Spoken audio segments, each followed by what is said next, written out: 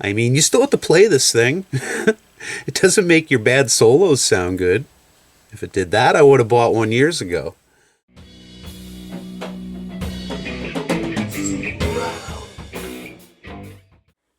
Well, I love going to the flea market. Any flea market, thrift store, yard sale, estate sale, you're selling your shit, I'm there to get it. So there's a local flea market that I go to a lot. I've become friendly with one of the vendors, and he's given me a great deal on these two old guitars. I understand he's a retired music teacher and has a pretty good collection of secondhand instruments he's trying to get rid of, and I'm here for that. So I'm going to start with this one. It's a Peavey AT200. If you've watched any of my videos, you know I love a Peavey. What makes this one unique is that it has an auto-tune feature built in. And that tech is actually made by Antares, like the foremost name in auto-tune. These came out in 2012 with an MSRP of $999.99. $1,000. But they retailed for $499, and I remember seeing them new at the guitar shop for that. These were hard for people to wrap their heads around when they came out, and certainly made me scratch my head. I would never pay $499 for one of these new, but all bets are off at the flea market. I'm not even sure how this works. I've done like nothing more than check to make sure it was complete. I haven't even plugged it in yet. What also intrigued me about it was it still had the store sticker on it here, so I'll read you what it says. Try me, one-button tuning powered by Auto-Tune for Guitar Technology. Number 1, activate Auto-Tune technology. Pushing tone control knob to down position activates Auto-Tune for guitar. Up position puts the instrument in a passive pickup mode, so that bypasses it. Number 2, push to tune guitar. Strum all strings evenly and press down on the volume knob to instantly tune guitar. Listen for tuning adjustment tone, indicating tuning is complete. So along with the 1/4-inch input, it also has a DIN input for MIDI, or you can buy like a separate breakout box that adds more control and bypasses the batteries. So I know it's out of tune now. Let's plug it in, I guess, see if it works, if it makes any sounds, if we can get it to work at all. But maybe before that, there's a battery cover. And I did open that. There was some really old batteries in there. But let's test those and replace those if necessary. Let's see what the date is on them. No date.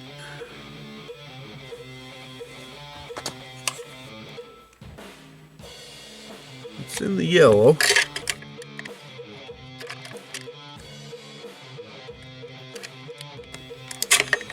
Let's just take those right out of there. Alright, let's see if I still got the touch. Nice. Alright, new batteries installed. You guys want to see the second guitar I got in this deal? It's like a stripped down acoustic. What do you think of that? Has no name, but I'm thinking it might be a Martin. It's a really good quality, and the headstock really reminds me of a Martin, or Martin-esque. Maybe we'll find something on it, maybe not. If you know what it is, you know, bleep bloop it down in the complaint section. Like, look at all these joints on there. Anybody recognize what that might be? Yeah, let me know.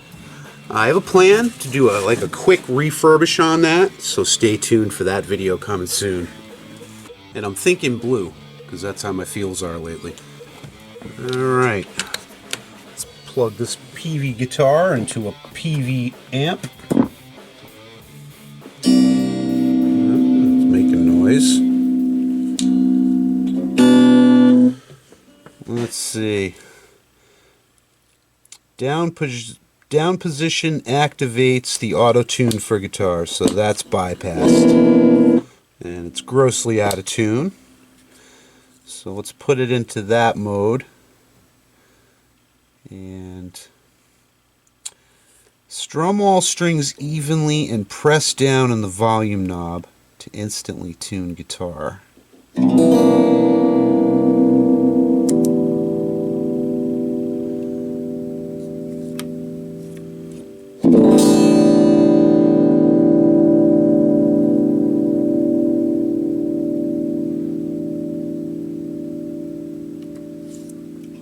I'm supposed to listen for a tone? I don't think I heard a tone though.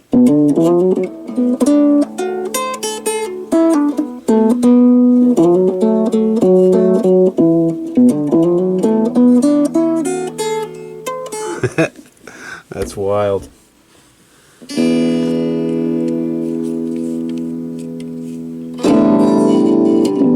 your tone when it's not doing that.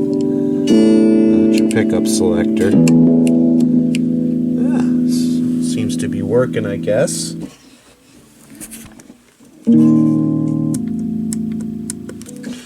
You know what I do want to try? So I think this is what it's made for, is like you would tune it to a drop D, and then you'd tune it with this thing, and then if you wanted to turn off your drop D, you'd pull it up. I don't know. Alright, it's tuned to drop D or near enough. So let's see if it would tune it to standard if you activated this.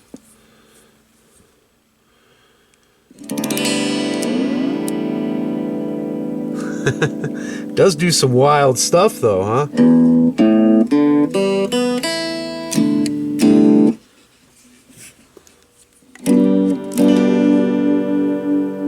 So, yeah, you're playing a G there, right? And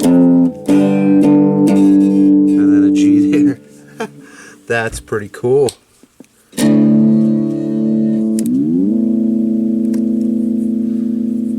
I like that. Can we put that into a pedal somewhere? Let's try that again. I dig that.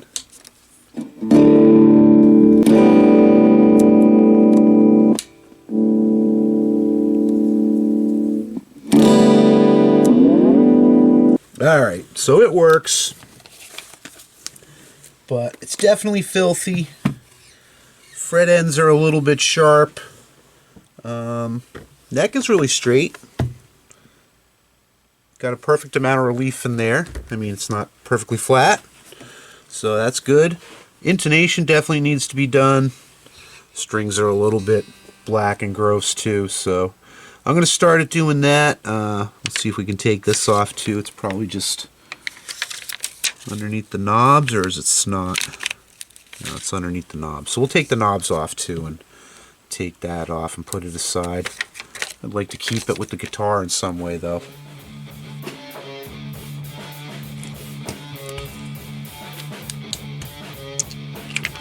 That was pretty easy.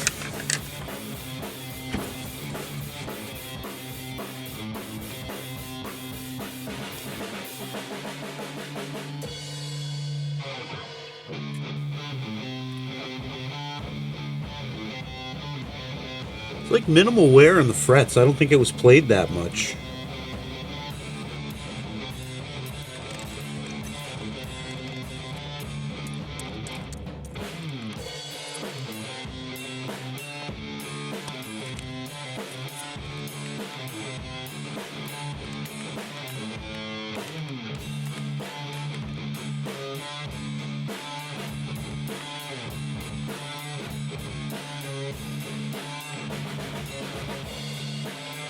Alright, the battery trick worked. Let's see if the tape trick works. Nice.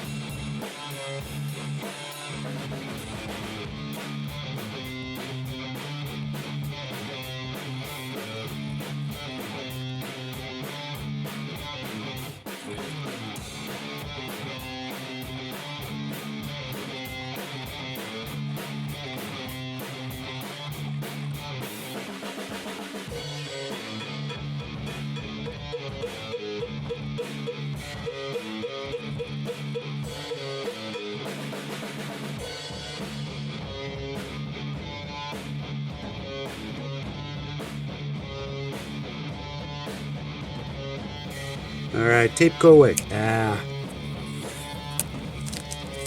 Let's add some moisture into these dry old bones here. I'm gonna use some Howard Feed and Wax. Got all the vitamins, minerals, and nutrients your fretboard needs.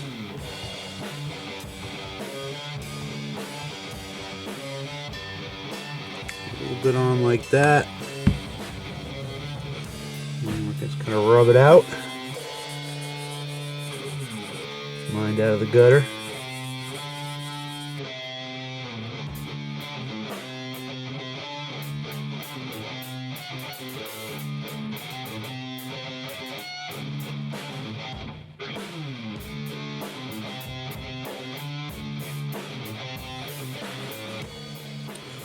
Pretty dirty too. Since this was so dry, I'm gonna let this sit for like 15 minutes. I'm gonna come back and buff it out, and I might do a second coat depending on how that looks, but I want this to soak on in there a little bit. You know, this isn't totally wet like when you would put an orange oil on. You really don't want something super liquid soaking into your frets necessarily. You know, it could swell the wood and push them up. But like this wax, it's not really liquid once it's spread out. It's hard to explain if you could see it, but it's more of a wax, and it's just going to kind of dry there, and then I can buff it off. But might have to do a second coat. We'll see. That's had time to dry in there. Just buff out whatever's on top.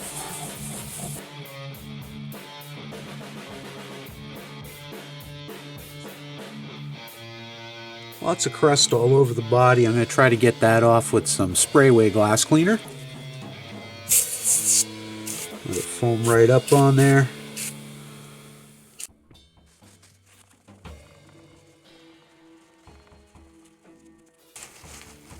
That's on there pretty good. I don't know if that's on the finish or if it's like a scuff mark. Let's get the first coat of this stuff off of here.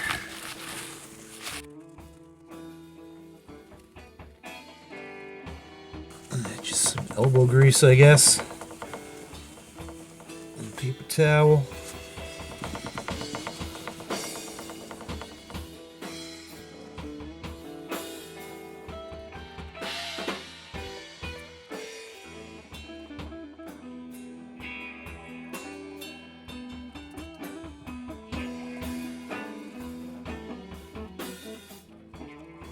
Alright, so there's a rough pass with the glass cleaner. Got the bacteria off of it anyway, you know. I'm going to probably follow this up with some spray wax, but I think I do want to take off this plastic here.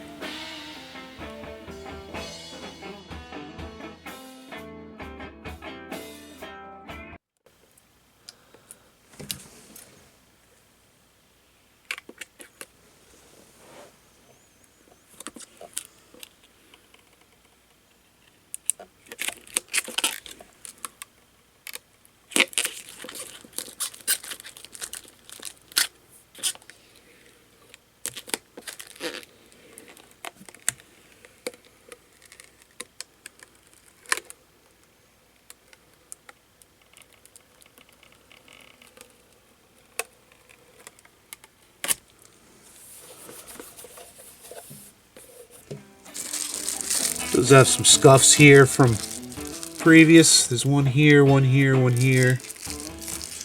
They're pretty deep. That's okay. Gives it character. Doesn't take anything away from it. Completely devalued. Alright, got all the major gunk off with the Sprayway glass cleaner. I'm going to hit it with some spray wax here. Clean it up even better.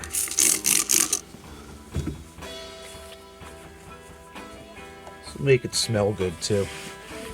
Nice and slick.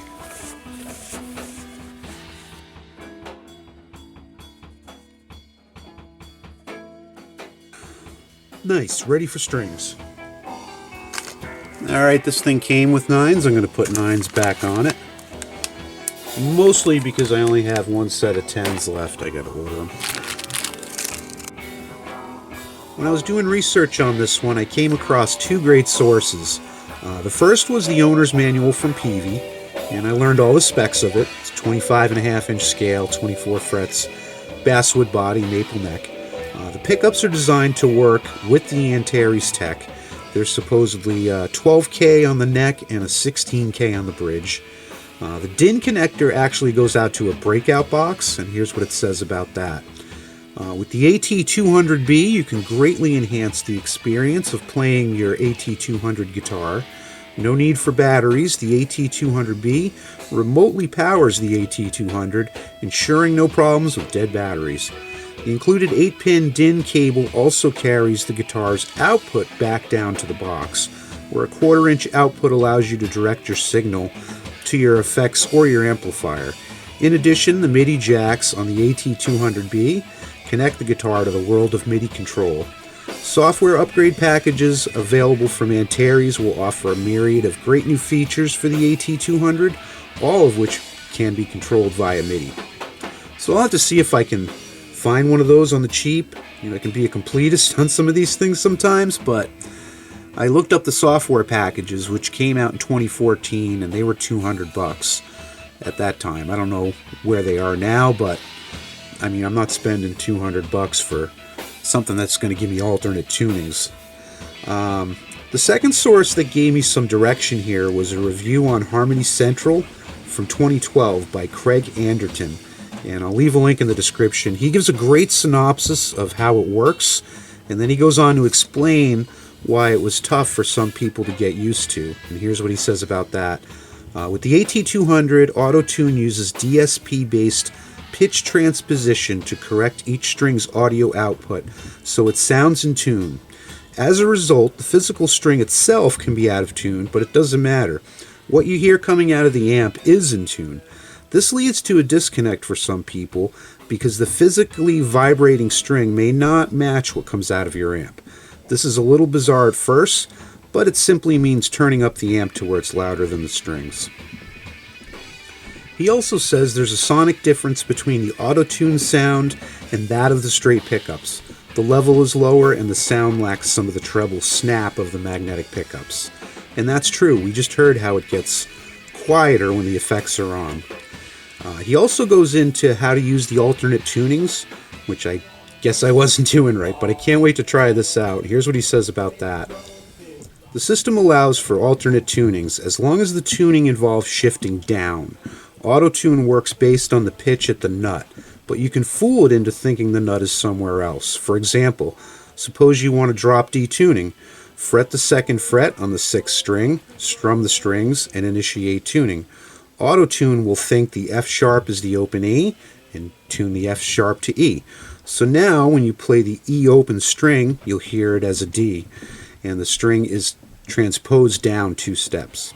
It gets better. Want that heavy metal drop tuning? Bar on, for example, the 4th fret while tuning, and now whatever you play will be transposed down 4 semitones. Being a wise guy, I tried this on the 12th fret, and yes, I was now playing bass. What's more, it actually sounds like a bass. Say what? Or try this. Fret the 12th fret on only the 5th and 6th strings. Now when you play chords, you'll have one hell of a bottom end. The manual gives suggested fingering to create various alternate tunings. The manual I saw didn't have any of that. Open G, baritone, dadgad, open tunings, and the like. The only caution with alternate tunings is that you need to press lightly on the string when engaging the auto-tune process. If you press too hard, the string goes slightly sharp. Auto-tune will obligingly tune those fretted strings slightly flat to compensate.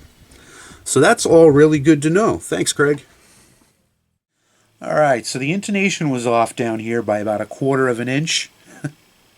I think even on a self-tuning guitar you want that to be correct. So that's pretty close, and I'm going to show you how this thing works. I've got it plugged into a Fender Deluxe 90 amp, and I have the pickups in the bypass mode, and it's tuned up to standard as well.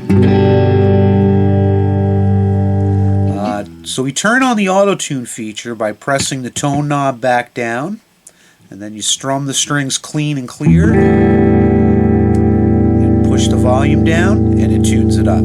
But you know what? It's already in tune, so it's a moot point. So let's try to drop it down to drop D, and it's as simple as holding down an F sharp when you strum, and then press the volume knob down, and it thinks the open E is a D.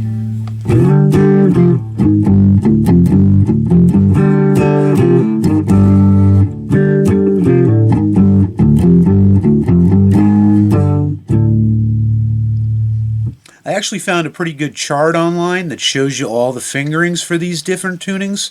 And like I found, if you finger these precisely, the better that the tuning takes. So let's go through a couple of these. There was the Dadgad. So that's as simple as...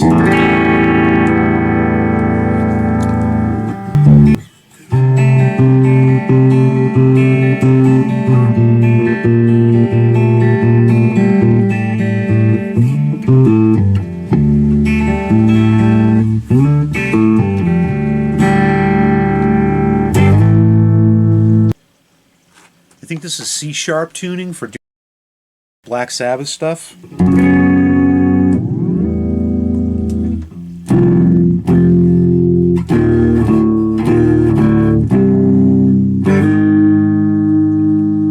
Right? And also the guy said, like, you could strum it at the 12th and turn it into a bass.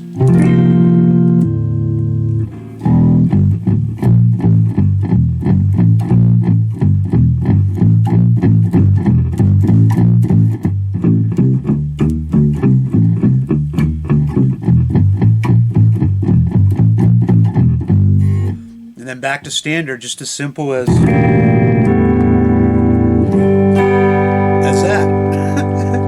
That's pretty darn cool.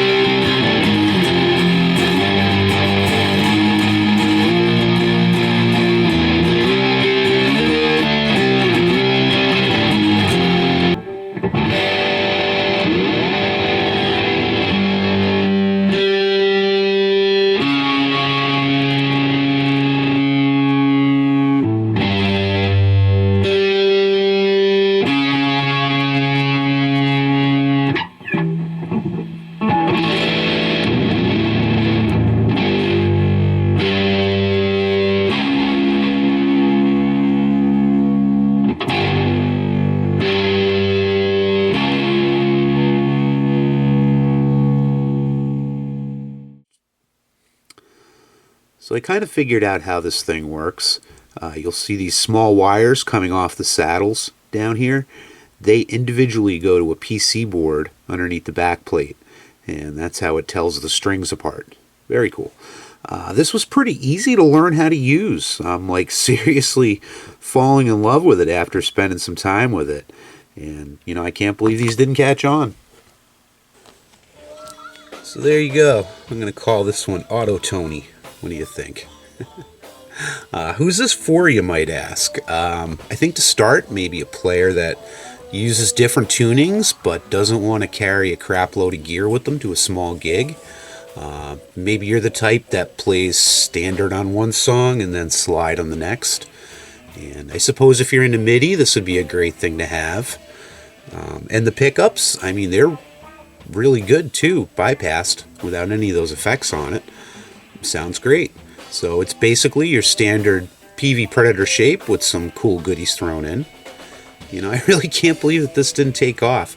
I'm thinking possibly by 2012, Peavey's goodwill was kind of wearing thin. You know, that was the start of the clown guitar era. Or maybe because to auto-tune has become something of a negative. Like, we tend to associate it with, like, fakers and lip syncers and untalented pop artists. It seems to only be cool if you're like Cher or T-Pain, right? I mean, you still have to play this thing. It doesn't make your bad solos sound good. If it did that, I would have bought one years ago. No, this is for like on-the-fly alternate tunings. So like, have you ever tried to tune a guitar in between songs at a club or in practice and you don't have a pedal tuner? I mean, we've probably all been there. And then that drummer you jam with that loves to rapidly smash a snare while the bandmate's trying to talk and you're trying to work a snark tuner. Yeah, you'd be tuned up with no time with this, and nobody would be the wiser. So anyway, I want to thank you for joining me. Give me a thumbs up for filming it for you, and we'll talk again soon.